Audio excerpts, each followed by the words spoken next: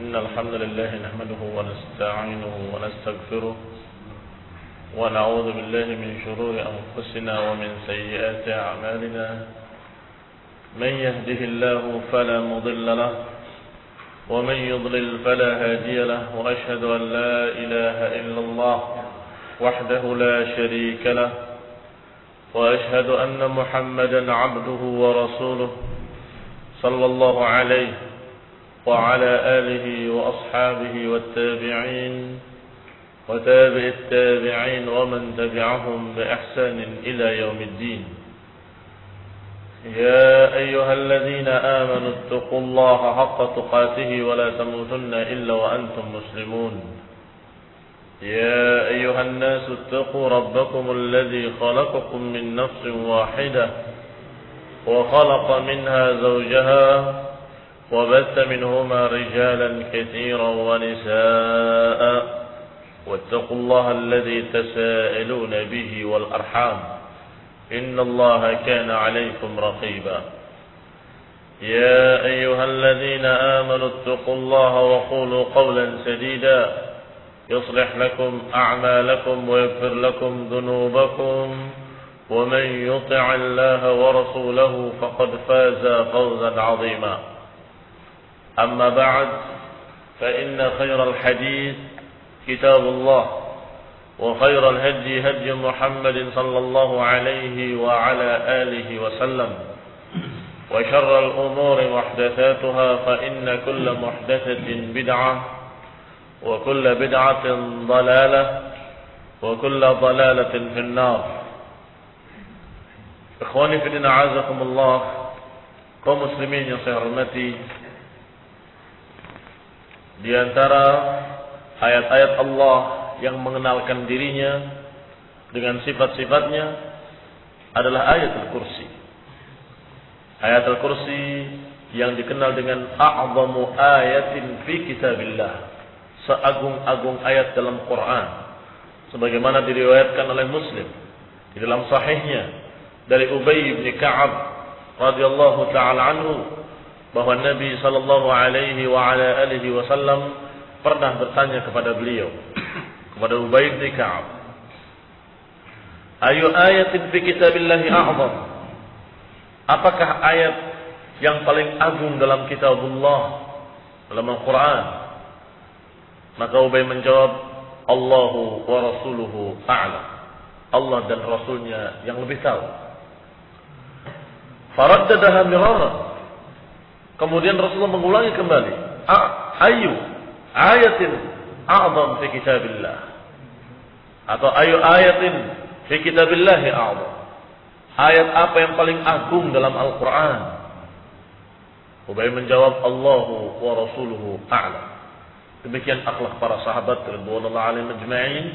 Kalau ditanya oleh Rasulullah SAW, selalu mereka menjawab dengan Allahu wa rasuluhu a'lam, Allah dan Rasulnya yang lebih tahu. Karena khawatir apa yang mereka ketahui ternyata disalahkan oleh Allah dan Rasulnya, sehingga mereka tidak berani menjawab. Tetapi Rasulullah sallallahu alaihi wa ala alihi wasallam kali ini menanyakan terus berulang. Diulangi lagi, ayu ayatin fi kitabillahi a'zam. Dijawab Allahu wa rasuluhu Allahu wa rasuluhu a'lam. Ditanya lagi, ayu ayatin fi kitabillahi a'zam. Dijawab lagi, Allahu wa rasuluhu a'lam. Faraddadaha miraran, diulang-ulang oleh Rasulullah SAW sampai Ubay pun paham bahwa Ubay memang ditanya oleh Rasulullah SAW agar menjawab. Maka Ubay pun menjawab bahwa ayat yang paling agung di dalam Al-Quran adalah ayatul kursi.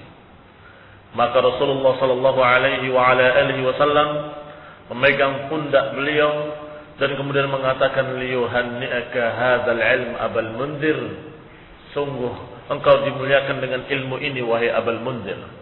Abul Munzir adalah kunyah, julukan bagi Ubay ibn Ka'ab radhiyallahu anhu. Ini wahai Abul Munzir, engkau dimuliakan oleh Allah Subhanahu wa taala dengan ilmu ini. Artinya apa yang dijawabnya adalah tepat, bahwa ayat yang paling a'zam, yang paling agung dalam Al-Quran adalah ayatul kursi. Wa bi riwayah inda Ahmad, di dalam riwayat lain yang dikeluarkan oleh Imam Ahmad dalam musnadnya, bahwa Rasulullah SAW setelah memuji Ubay bin Ka'ab dengan keilmuan dalam masalah Quran, dalam masalah ayat, maka Rasulullah menyatakan, walladzi nafsi biyadih, sungguh demi Allah yang diriku ada di tangannya, innalaha lisanan wa syafatain taqaddasa al-malaku 'inda saqil 'arsy. Sungguh demi Allah yang jiwaku ada di tangannya, kata Rasulullah. Innalaha lisan, sesungguhnya ayat ini, ayat Al-Kursi, nanti akan memiliki lisan, memiliki lidah, dapat berbicara. Wa syafatain, memiliki dua bibir. Tuqaddisul malik 'inda saqil 'arsy. Ini demikian diriwayatkan bahwa ayat kursi nanti dalam keadaan memiliki lidah dan memiliki dua bibir dan berbicara, akan memberikan syafaat dan akan memuliakan Allah di bawah arsy-Nya. Wala ghurr, faqad ishtamalat hadhihi al-ayah al-'azimah min asma'ir Rabb wa sifatihi ala ma lam tashmul atau tastamil alaihi ayat ukhra. Dan tidak aneh kalau dikatakan ayat kursi sebagai ayat yang paling agung, sebab inna syarafal ilmi bi syarafil ma'lum. Sebuah ilmu dikatakan tinggi ketika yang dibahasnya tinggi. Ilmu tentang sesuatu akan dikatakan agung kalau sesuatu yang dibahas itu agung, besar. Ilmu tentang sesuatu yang rendah dikatakan ilmunya ilmu rendahan, kan begitu. Sedangkan ilmu yang membahas tentang Allah dan sifat-sifatnya dan nama-namanya tentunya ilmu yang paling agung, karena yang dibahas adalah sifat-sifat Allah yang maha agung, nama-nama Allah yang maha agung, yang maha mulia. Maka tentunya ayat yang membicarakan tentang Allah dikatakan ayat yang paling agung, ayat yang paling besar. Ikhwan fillah a'azakumullah, kita ketahui ternyata di dalam kandungan ayat yang dikatakan a'zamu ayatin fi kitabillah, kandungannya adalah sifat dari sifat-sifat Allah, membicarakan tentang Allah Subhanahu wa taala dan sifat-sifatnya, mengenalkan ma'rifatullah, pengenalan terhadap Allah Subhanahu wa taala. Faqad akhbara Allah fiha 'an nafsihi bi annahu al-mutawahhid fi ilahiyyah. Allah mengenalkan dirinya dalam ayat ini, mengkhabarkan bahwa Allah Subhanahu wa taala Maha Esa dalam keilahannya. Allahu la ilaha illa huwal hayyul qayyum. Pertama disebutkan dengan tauhid, la ilaha illa huwa. Tidak ada ilah yang berhak diibadahi kecuali Allah Subhanahu wa taala. Alladzi la tanbaghi al-ibadah bi jami'i anwa'iha wa sa'iri suwariha illa lahu. Yang tidak pantas ibadah-ibadah dengan berbagai macam bentuknya, dengan berbagai macam jenisnya, tidak pantas diberikan kepada selain Allah. Tidak pantas diberikan kepada siapapun kecuali kepada Allah Subhanahu wa taala. Maka Allah katakan, Allahu la ilaha illa huwal hayyul qayyum. Dialah Allah yang tidak ada yang berhak diibadahi kecuali Dia. Ini pertama kali dikenalkan tentang uluhiyahnya, bahwa Allah Subhanahu wa taala satu-satunya zat yang memiliki sifat uluhiyah. Tsumma ardafa qadhiyat at-tauhid bima yashhad laha min dzikr khasa'isihi wa sifatihi al-kamilah.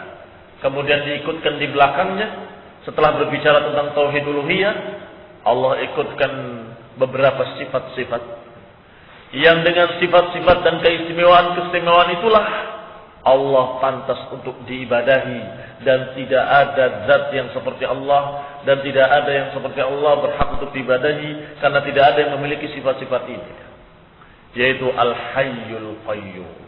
Setelah menyatakan la ilaha illa huwa Al-Hayyul Qayyum, tidak ada yang berhak diibadahi kecuali Allah yang hayy, yang maha hidup, dan qayyum, maha berdiri sendiri. Disebutkan kalimat al-hayy, sifat hayah, sifat kehidupan dengan kamal al-hayah, dengan kehidupan yang maha sempurna.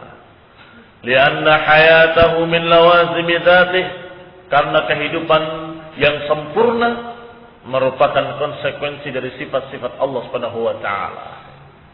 Karena makna-makna yang terkandung dalam sifat-sifat lain semuanya terkandung di dalam makna hayah, makna kehidupan. Seseorang atau makhluk-makhluk kapan dikatakan hidup dan kapan dikatakan mati? Ketika pendengarannya berfungsi, penglihatannya berfungsi, dan semua sifat-sifatnya berfungsi, maka dikatakan hidup. Dan ketika sudah tidak berfungsi seluruhnya, pendengarannya tidak berfungsi, matanya tidak berfungsi, semuanya tidak berfungsi, dikatakan mati. Maka ikhwan fillah azakumullah, kita katakan walillahil matsalul a'la, dan bagi Allah permisalan yang lebih tinggi. Permisalan yang lebih tinggi bahwa kalau pada makhluk yang namanya kehidupan itu ketika pendengaran penglihatannya dalam keadaan berfungsi, tentunya bagi Allah, karena Allah penglihatannya sempurna, bukan hanya berfungsi, tidak terbatas. Demikian pula pendengarannya sempurna, tidak terbatas. Ketika sifat-sifat Allah yang lain semuanya sempurna dan tidak terbatas, maka dikatakan Allah maha hidup dengan kehidupan yang sempurna. Ikhwan fillah azakumullah, ini sifat kehidupan bagi Allah Subhanahu wa taala. Lianna hayatahu min lawazimi dzatih. Dan sudah kita katakan kemarin bahwa jangan kita menyatakan tidak mungkin Allah memiliki sifat hidup, karena nanti sama dengan makhluk. Allah hidup, makhluk juga hidup. Maka kita bantah, tidak demikian.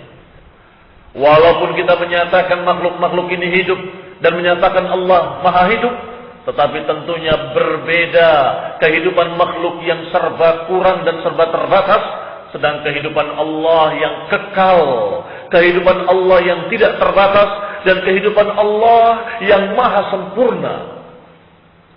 Ikhwan fillah a'azakumullah, sudah kita contohkan pula apa makna tidak sempurnanya pada makhluk. Kehidupan tidak sempurna, kadang-kadang dia dalam keadaan seperti tidak hidup. Sesaat, sesuatu hari atau suatu waktu mereka tertidur dalam keadaan seperti mati, seperti tidak memiliki kehidupan sama sekali. Kadang-kadang ughshiya alaih, kadang-kadang ada yang pingsan, juga seperti mati. Kadang-kadang mereka dalam keadaan tidak sadarkan diri, juga seperti mati. Sepertinya tidak ada kehidupan baginya. Maka ini menunjukkan bahwa kehidupan makhluk ini lemah, terbatas, serba kekurangan. Sedangkan kehidupan bagi Allah sempurna, maka Allah iringkan setelah itu, la ta'khudhuhu sinatun wala naum. Tidak disentuh ngantuk dan tidak disentuh tidur. Berarti ini menunjukkan kesempurnaan sifat hayah bagi Allah Subhanahu wa taala. Kesempurnaan sifat hidup dan kehidupan bagi Allah Subhanahu wa taala. Wa kamal hayatihi yastalzim thubutu jami'i sifatil kamal. Maka sifat kehidupan bagi Allah berkait dengan semua sifat-sifat kemuliaan yang lain. yakni Allah memiliki kemuliaan yang sempurna, kekuasaan yang sempurna, keilmuan yang sempurna, hikmah yang sempurna, pendengaran yang sempurna, penglihatan yang sempurna, kehendak, keinginan yang sempurna pula. Ini semuanya menunjukkan kalau Allah Subhanahu wa taala Maha hidup. Karena memiliki sifat-sifat yang sempurna. Idh la yatakhallaf shay'un minha illa li naqsin fil hayah. Karena kalau kurang dari salah satu sifat-sifat ini, berarti itu kurang hidup. Iya toh? Kalau kurang ilmunya, maka kurang kehidupannya. Mustahil bagi Allah Subhanahu wa taala. Manusia hidup tapi dalam keadaan enggak memiliki pengetahuan apa-apa. Terus apa fungsinya kehidupan bagi dia? Tidak ada nilainya. Demikian pula seperti kita contohkan tadi pendengaran dan penglihatan. Seperti tidak hidup, seperti orang yang tidur. Maka Allah Subhanahu wa taala tidak seperti makhluknya. Kehidupan Allah tidak sama dengan kehidupan makhluknya. Kehidupan Allah berkait dengan sifat-sifatnya yang maha sempurna, yang kalau kurang tentunya kurang kehidupannya, dan itu tidak mungkin. Maka bagi Allah, karena sempurnanya kehidupan, menunjukkan kesempurnaan seluruh sifat-sifatnya. Fal kamal fil hayati yattabi'uhu al kamal fi sa'iri sifatil lazimah lil hayy. Maka kata para ulama seperti Syekh Muhammad Khalil Harras menyatakan, maka kesempurnaan kehidupan itu kaitannya dengan kesempurnaan seluruh sifat-sifat yang lainnya. Karena sempurnanya hidup, maka sifat-sifatnya pun sempurna. Tsumma qarana dzalika bismihil qayyum. Setelah menyebutkan sifat hayy, kehidupan, Allah mengenalkan dirinya dengan sifat yang kedua, al-qayyum, yang maknanya adalah qama bi nafsihi, berdiri sendiri, tidak memerlukan bantuan siapapun. Jangan dikira Allah menciptakan malaikat karena butuh bantuan para malaikat. Jangan dianggap malaikat itu pembantu-pembantu, Allah butuh bantuan malaikat, tidak sama sekali. Dan ketika memerintahkan kepada hambanya untuk beribadah, wahai manusia dan jin, beribadahlah kepada Allah. Jangan dikira Allah butuh kepada ibadah kalian. Ketika Allah menyatakan, wa ma khalaqtul jinna wal insa illa liya'budun, tidaklah aku ciptakan jin dan manusia kecuali untuk beribadah kepadaku. Allah perintahkan hamba-hambanya dari manusia dan jin untuk beribadah bukan karena Allah butuh pada mereka. Allah qaimun bi nafsihi. Allah berdiri sendiri. Allah dalam keadaan memiliki sifat qayyum. Allah tidak butuh pada siapapun. Maka ikhwan fillah azakumullah, Allah lanjutkan ayat tadi, wa ma khalaqul jinna wal insa illa liya'budun, dengan kalimat ma uridu minhum, aku tidak ingin dari mereka. Ma uridu minhum min rizqin wa ma uridu an yut'imun.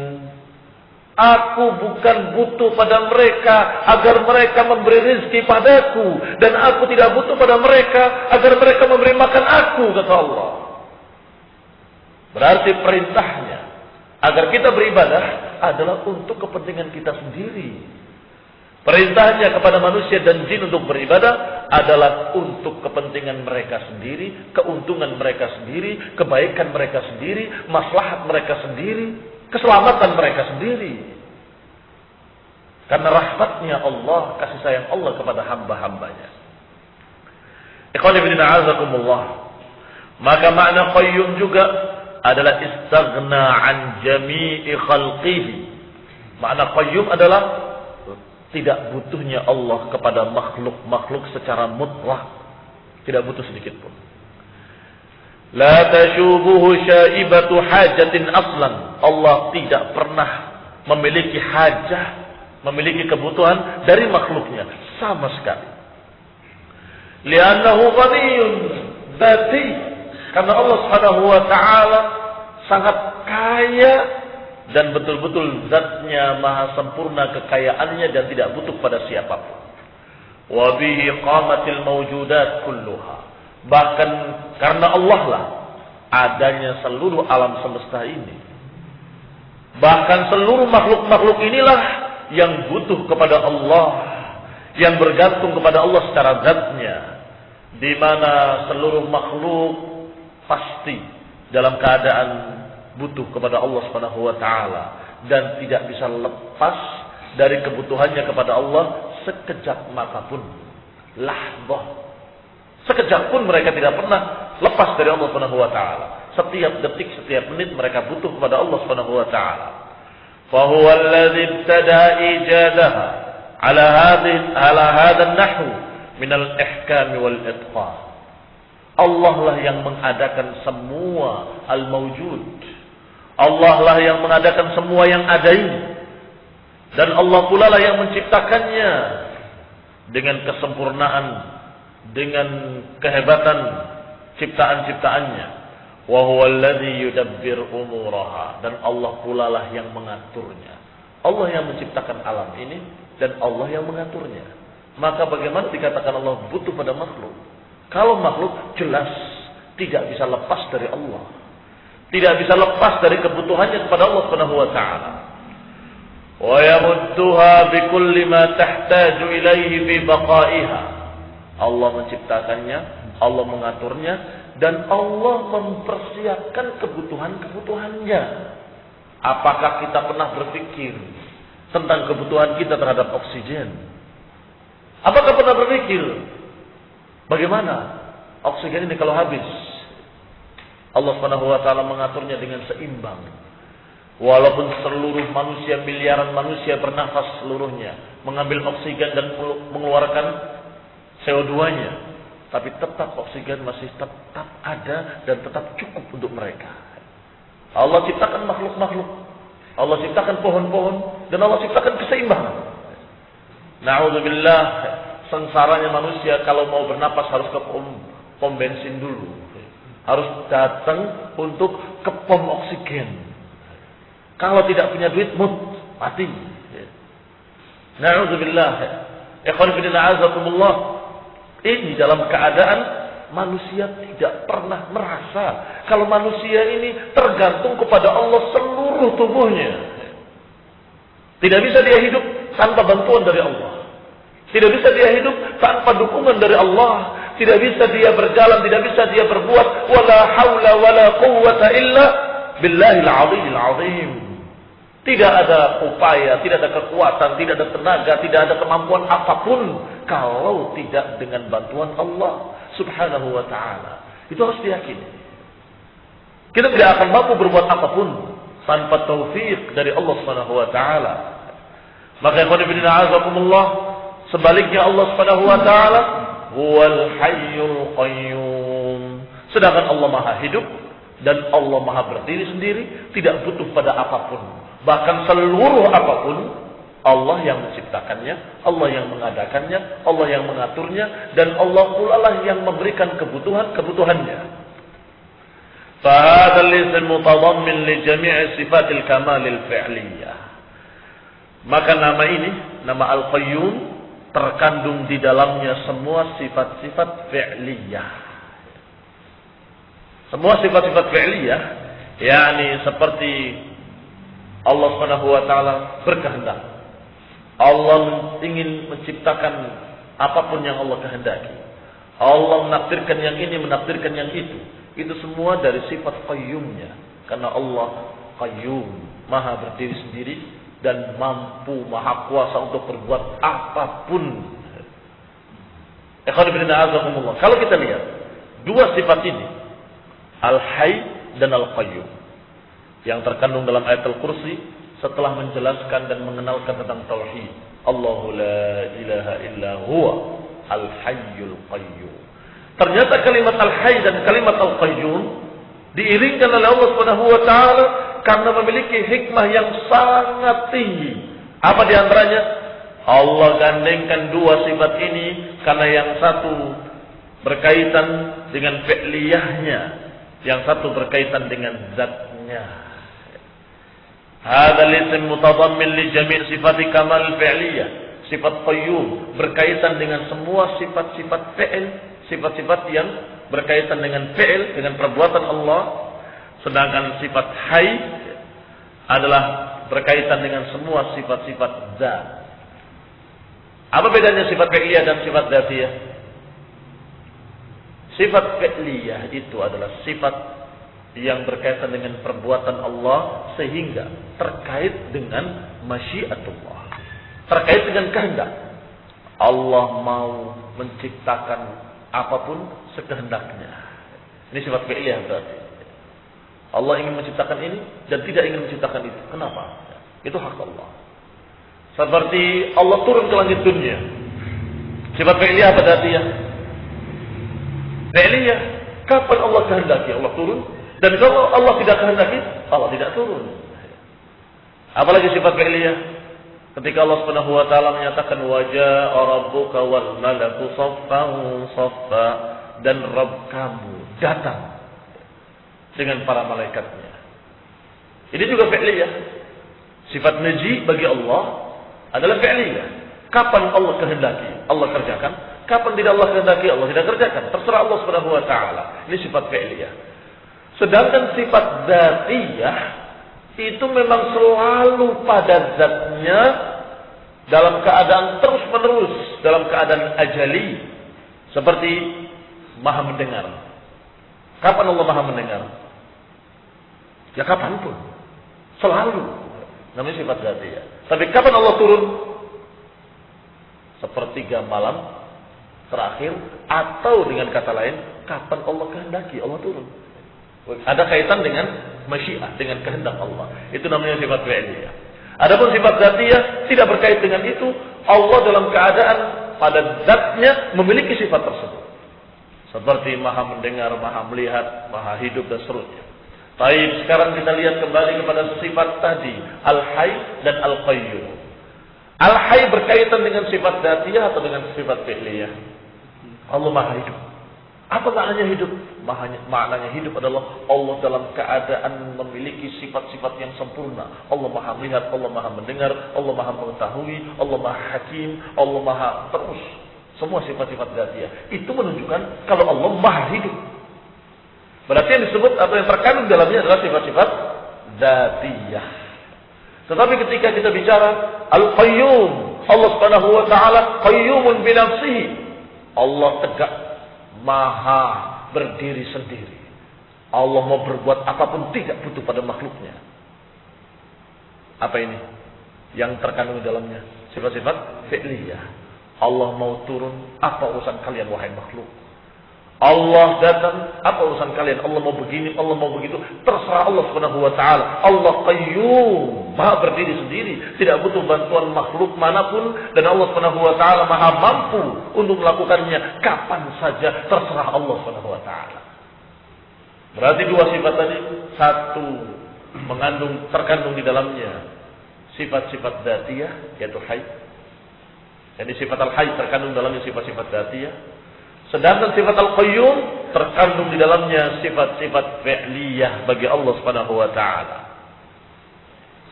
Tsumma a'aqaba. Kemudian diikuti lagi di belakangnya oleh sifat yang berikutnya, dan Allah mengenalkannya sekarang dengan sifat yang dinafikan. Artinya, kadang-kadang Allah menyifati sebagaimana telah dibahas kemarin dan kemarinnya, bahwasanya Allah Subhanahu wa taala mengenalkan kadang-kadang dengan penetapan sifat-sifat, kadang-kadang mengenalkan dengan menafikan sifat yang tidak pantas. Nah sekarang dengan nafi, kata Allah, la ta'khuduhu sinatun wa la naum, tidak dikenai oleh sinah. Yani maknanya adalah nu'as, rasa kantuk. Wala naum, sedangkan naum adalah tidur. Dan ini berarti menegaskan kesempurnaan sifat hayy dan sifat qayyum. Atau sifat hayy saja? Dua-duanya, sifat hayy dan sifat qayyum. Bukti kesempurnaan sifat hidup bagi Allah karena tidak dikenai kantuk dan tidak dikenai tidur. Yang dengan kantuk dan tidur, sifat-sifat tadi tidak berfungsi, kan begitu. Kalau tidur, na'udzubillah, mustahil, subhanallah, maha suci Allah dari apapun yang disangka oleh orang-orang bodoh. Allah Subhanahu wa taala tidak mungkin dikenai rasa kantuk dan tidur, karena dengan adanya kantuk dan tidur, sifat tadi tidak berfungsi. Dipanggil tidak mendengar, ditanya tidak menjawab karena sedang tidur. Na'udzubillah, kita katakan subhanallah, maha suci Allah, tidak mungkin dikenai rasa kantuk dan tidur. Demikian pula qayyum. Apa tadi qayyum tafsirnya? Yang berkait dengan sifat-sifat fi'liyah. Mau berbuat ini, mau berbuat itu, Allah maha kuasa dan tidak butuh bantuan siapapun, dan tidak terkait dengan syarat apapun. Allah Subhanahu wa taala kapan mau menghendaki, maka Allah kerjakan. Idza arada syai'an an yaqula lahu kun fayakun. Kalau Allah menghendaki sesuatu, Allah hanya menyatakan jadilah, maka jadilah dia. Maka ketika dikatakan tidak dikenai rasa kantuk dan tidak kenai tidur, ini pun menyempurnakan atau menegaskan kesempurnaan qayyum tadi. Kalau mau menghendaki sesuatu tapi ngantuk, bagaimana? Mampu atau tidak mampu? Tidak mampu. Mustahil bagi Allah. Subhanallah, maha suci Allah dari sifat yang jelek yang seperti itu. Ketika Allah mau berbuat seperti ini, dikenai rasa ngantuk, bahkan ketiduran, tidak mungkin pula. berarti tidak qayyum. Berarti sifat hayy dan sifat qayyum dikatakan sempurna bagi Allah, maha sempurna, dan buktinya Allah katakan la ta'khudhuhu sinatun wala naum. Allah tidak pernah disentuh rasa kantuk dan tidak pernah disentuh tidur. Maka ikhwan fillah azakumullah, demikian dijelaskan dengan gamblang oleh Allah Subhanahu wa taala tentang dirinya dan sifat-sifatnya. Dari sifat uluhiyahnya, kemudian sifat hayy dan qayyum, kemudian sifat yang dinafikan oleh Allah, sifat yang tidak pantas bagi Allah, yang menunjukkan sempurnanya kehidupan dan sempurnanya qayyumiyah, yaitu dinafikan rasa ngantuk dan tidur. Thumma dzakara umuma malakihi li jami'il awalimil 'uluwiyyah was sufliyah. Setelah itu Allah sebutkan kalimat yang berikutnya, mengenalkan pula tentang dirinya, yaitu luasnya kekuasaan Allah, luasnya milik Allah Subhanahu wa taala di alam semesta, uluwiyah ataupun sufliyah, alam yang di atas sana ataupun yang di bawah sini. Maka Allah Subhanahu wa taala menyatakan, lahu ma fis samawati wa ma fil ard. Milik Allah lah seluruhnya, yang di langit maupun yang di bumi. Ini qad bin a'azakumullah berarti memberikan sifat apa? Sifat apa? Mengenalkan sifat bagi Allah, bahwa Allah Subhanahu wa taala maha memiliki, dan milik Allah adalah mencakup seluruh yang ada di langit dan seluruh yang ada di bumi. Jami'an tahta qahrihi wa sultanih. Semua itu di bawah kekuasaan Allah, di bawah pemilikan Allah Subhanahu wa taala. Kemudian Allah Subhanahu wa taala mengenalkan pula bahwasanya karena kesempurnaan kekuasaan Allah, tidak ada yang mampu, tidak ada yang bisa menjadi syafi', orang jadi pembela-pembela, enggak akan bisa di hadapan Allah Subhanahu wa taala. Fala yashfa' indahu ahadun illa bi'idnih. Maka tidak akan ada yang bisa memberikan pembelaan-pembelaan, syafaat-syafaat di akhirat nanti di hadapan Allah kecuali dengan izin Allah. Menunjukkan kesempurnaan kekuasaan Allah, sehingga tidak ada yang lancang. Enggak akan ada satupun para anbiya ataupun para malaikat, enggak ada yang lancang kemudian mengatakan, ya Allah, dia itu saudara saya, ya Allah, dia itu turunan saya, ya Allah, dia adalah demikian-demikian, belalah dia. Tidak mungkin, mustahil. La yashfa'u 'indahu illa bi'idnih. Tidak akan ada yang memberikan pembelaan syafaat kecuali dengan izin Allah, karena kekuasaan Allah mutlak sempurna. Ikhwan fillah azakumullah, kalau makhluk-makhluk yang sombong dengan kekuasaannya, saya maha kuasa, tetapi ternyata kekuasaannya amat sangat lemah, dan ditandai kelemahannya dengan berbagai macam bentuk. Di antaranya munculnya syafi' tanpa izin, sudah tegas di hadapan rakyatnya, pokoknya harus dihukum. Tiba-tiba di kamar istrinya ngerengek, jangan mas, kasihan, tanpa diizinkan ini. Mana kekuasaanmu? Ternyata yang ini ngerengek, yang itu ngerengek, bawahannya, wakilnya, sekian banyak orangnya, tanpa izin, lancang menyatakan protes dengan berbagai macam protes. Ini menunjukkan kalau mereka dalam keadaan lemah, ucapan mereka Anal Malik adalah kesombongan, penguasa-penguasa kardil. Maka Allah tantang nanti di akhirat. Anal Malik, aina mulukud dunya, kata Allah. Anal Malik, akulah penguasa, mana raja-raja dunia.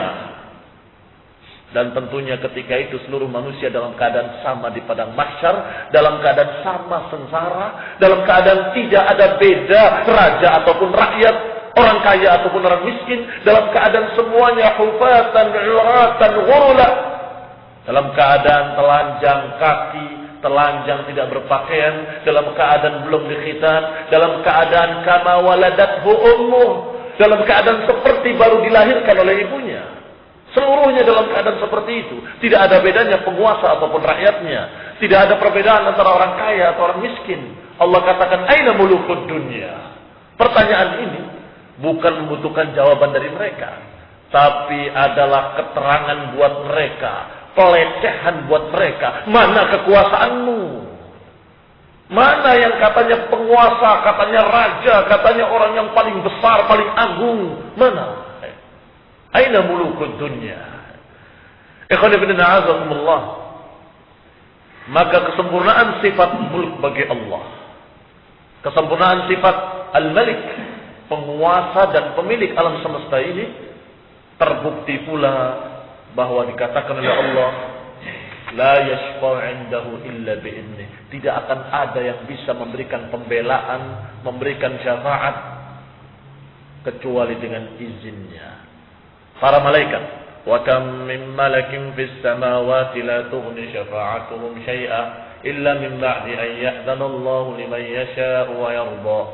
Kata Allah, betapa banyak malaikat di langit yang tidak akan bisa bermanfaat syafaat mereka kecuali setelah diizinkan oleh Allah untuk orang yang diridhai. Para anbiya bagaimana? Ketika didatangi oleh manusia-manusia di padang mahsyar, datang kepada Adam, Adam menyatakan nafsi, nafsi, diriku, diriku. Aku telah berbuat kesalahan dan Allah telah murka dengan kemurkaan yang tidak pernah terjadi sebelumnya dan tidak akan terjadi sebelumnya. Setelahnya datang kepada nabi yang lain, semua menjawab nafsi, nafsi, nafsi, nafsi. Sampai mereka datang kepada Rasulullah sallallahu alaihi wa ala alihi wasallam, dan Rasulullah minta izin dulu. Tidak bisa langsung memberikan syafaat.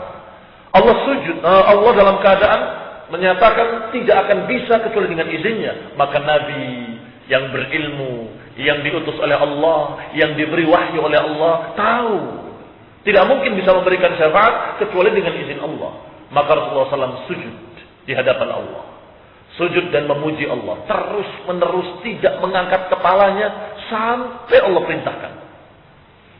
Dan pujian-pujiannya beliau pujikan, di antaranya pujian-pujian yang baru diilhamkan oleh Allah ketika itu. Sampai Allah katakan kepadanya, ya Muhammad, irfa' ra'sak wasal tu'ta washfa' tushaffa'. Wahai Muhammad sallallahu alaihi wa ala alihi wasallam, irfa' ra'sak, angkatlah kepalamu. Wasal tu'ta, mintalah akan diberi. Washfa' tushaffa', dan berilah syafaat akan diberikan oleh Allah Subhanahu wa taala. Maka Nabi pun memberikan syafaat, ya Rabb, ummati, ummati, umatku, umatku. Ikhwan fillah a'azakumullah. Ini kesempurnaan sifat kekuasaan bagi Allah. Tidak akan ada yang berani lancang berbicara di hadapan Allah kecuali dengan izin Allah. Tidak ada yang lancang memberikan syafaat kecuali dengan izin Allah. Malaikat-malaikat dan makhluk-makhluk seluruhnya tertunduk di hadapan Allah. La yatakallamuna illa man adina lahu ar-Rahman wa qala shawaba. Tidak ada yang berbicara. La yatakallamun illa man adina lahu ar-Rahman, kecuali yang diizinkan oleh Allah yang Maha Rahman. Maka ikhwan fillah a'azakumullah, kalau berbicara pun mereka tidak berani tanpa izin Allah, apalagi memberikan syafaat. Wa qad tadammana hadha an-nafi wal istithna' amrayn. Maka kita mendapatkan pelajaran dari Allah Subhanahu wa taala dengan dinafikannya pemberian syafaat, kemudian dikecualikan, kecuali dengan izin. Dinafikan dulu, kemudian dikecualikan. La yashfa'u indahu, tidak ada yang memberi syafaat di sisinya. Baru kemudian dikecualikan, illa bi'idnih, kecuali dengan izinnya. Apa faedahnya? Ada dua perkara yang kita dapatkan dari kalimat ini. Pertama, itsbatus syafa'at as-sahihah. Pertama, kita meyakini dengan ini adanya syafaat yang benar dengan izin Allah. Wa hiya annaha taqa' bi'idnihi subhanahu, yaitu terjadi dengan izin Allah bagi orang yang memberi syafaat, dan dengan syarat keridhaan Allah bagi orang yang diberi syafaat. Jadi yang memberi mendapatkan izin dari Allah, dan yang diberi pembelaan mendapatkan keridhaan dari Allah, ucapannya dan amalannya. Yang kedua, kita mendapatkan faedah pula ibtalus syafa'ati syirkiyah, batilnya syafaat-syafaat syirik. Allati kana ya'taqiduha al-musyrikun, yang pernah diyakini oleh musyrikin jahiliyah dulu dan diikuti oleh musyrikin sekarang. Yaitu mereka meminta pembelaan pada berhala-berhalanya. Siapa berhalanya? Latta, Uzza dan Manat ketika itu. Siapa Latta, siapa Uzza dan siapa Manat? Kata mereka, Latta adalah kuburan orang soleh. Maka kita meminta pada orang soleh tadi agar memberikan pembelaan kepada kita. Apa Uzza? Uzza adalah tempat keramat yang ada 3 tonggak pohon yang di sana dikasih satu bangunan di sekitarnya dan kemudian dikasih tirai. Yang mereka mendengarkan suara-suara aneh di sana. Kemudian mereka meminta syafaat, syafaatilah aku di sisi Allah. Karena mereka menganggap bahwa ini Tuhan-Tuhan kecil yang dimiliki oleh Tuhan-Tuhan besar, Ini keyakinan jahiliyah. Makanya talbiyah jahiliyah dikatakan oleh Ibnu Abbas radhiyallahu taala anhu, dulu zaman jahiliyah mereka haji dengan haji bid'ah mereka, haji syirik mereka. Dan apa yang diucapkan dalam hajinya? Labbaik la syarika lak illa syarikan huwa lak tamlikuhu wa ma malak. Ya Allah, aku penuhi panggilan. Tidak ada sekutu bagimu kecuali sekutu-sekutu yang engkau memiliki mereka, mereka tidak memiliki engkau. Sekutu-sekutu kecil yang engkau memiliki mereka, mereka tidak memiliki engkau. Ini keyakinan syirik jahiliyah. Berarti mereka menganggap Latta, Uzza dan Manat itu Tuhan-Tuhan kecil yang dimiliki oleh Allah. Yang kalau kita mau meminta sesuatu kepada Allah, mintalah melalui Tuhan-Tuhan kecil tadi. Dan kalau kita ingin dibela di hadapan Allah, mintalah pembelaan pada Tuhan-Tuhan kecil tadi. Ikhwan fillah a'azakumullah, dikatakan oleh musyrikin jahiliyah bahwa mereka akan membela kita. Mereka adalah syuraka, mereka adalah pembela-pembela, pemberi-pemberi syafaat, syufa'auna indallah. Mereka pemberi syafaat kita nanti di sisi Allah. Ini dibatalkan, dibatilkan. Batil. Kata Allah, la yasfa'u indahu. Tidak akan ada yang memberikan syafaat di sisinya kecuali dengan izinnya. Maka ikhwan fillah azakumullah, di dalam kalimat Allah ini kita mendapatkan 2 pelajaran tadi. Yang pertama, dinafikan seluruh pemberi-pemberi syafaat yang diyakini oleh musyrikin dengan meratap-ratap dan meminta-minta pada kuburan, pada tempat keramat atau pada berhala-berhala. Demikian pula yang diminta dari orang-orang yang telah mati, walaupun tidak ada wujudnya, tidak ada kuburannya, tapi hanya dipanggil saja, ya fulan belalah aku, ya fulan belalah aku. Ini dinafikan oleh Allah seluruhnya. Apa yang dikecualikan? Yang dikecualikan hanya yang diberi izin oleh Allah. Dan yang diberi izin oleh Allah adalah para anbiya dan kemudian orang-orang saleh yang tidak kamu meminta dan berdoa kepadanya. Sebab kalau berdoa dan meminta kepada selain Allah jadi syirik. Maka ikhwan fillah azakumullah, yang dikatakan syafaat adalah dengan izin Allah. Kalau kita ketahui bahwa syafaat itu dengan izin Allah, maka memintanya kepada Allah yang mengizinkan. Kalau syafaat itu tidak didapat kecuali dengan keridhaan Allah, maka mestinya kita meminta kepada Allah agar kita diridhoi. Ya Allah, ridhoilah kami agar kami mendapatkan pembelaan dari Nabi-Mu. Dan juga berharap, ya Allah, semoga aku mendapatkan syafaat dari Nabi-Mu. Karena ketika ditanyakan oleh Abu Hurairah kepada Rasulullah SAW, Man as'adan nas bi syafa'atika yaumal qiyamah. Siapa manusia yang paling berbahagia mendapatkan syafaat darimu, wahai Nabi, wahai Rasul, di sisi Allah kelak. Siapa yang paling berbahagia mendapatkan syafaat darimu, wahai Rasulullah? Rasulullah menjawab, Man qala la ilaha illallah khalusan min qalbih. Siapa yang mengucapkan la ilaha illallah dengan ikhlas dari hatinya, berarti ahli tauhid. Yang akan mendapatkan pembelaan dari Rasulullah adalah ahli tauhid. Enggak perlu kita meratap-ratap meminta kepada selain Allah yang justru jadi syirik, maka justru akan menggagalkan dia untuk mendapatkan syafaat. Karena yang mendapatkan syafaat yang tidak musyrik. Kalau berdoa kepada selain Allah, syirik. Maka justru ahli tauhid yang tidak meminta kecuali kepada Allah, tidak berdoa kecuali kepada Allah, tidak beristighatsah kecuali kepada Allah, mereka lah yang akan mendapatkan syafaat dari Rasulullah. Mereka lah as'adun nas bi syafaati Muhammadin sallallahu alaihi wa ala alihi wasallam. Mereka lah yang paling berbahagia mendapatkan syafaat dari Rasulullah sallallahu alaihi wa ala alihi wasallam. Nasallahu taufiq wal afiyah. Subhanakallahumma bihamdik asyhadu an la ilaha illa anta astaghfiruka wa atubu ilaik. Wassalamu alaikum warahmatullahi wabarakatuh.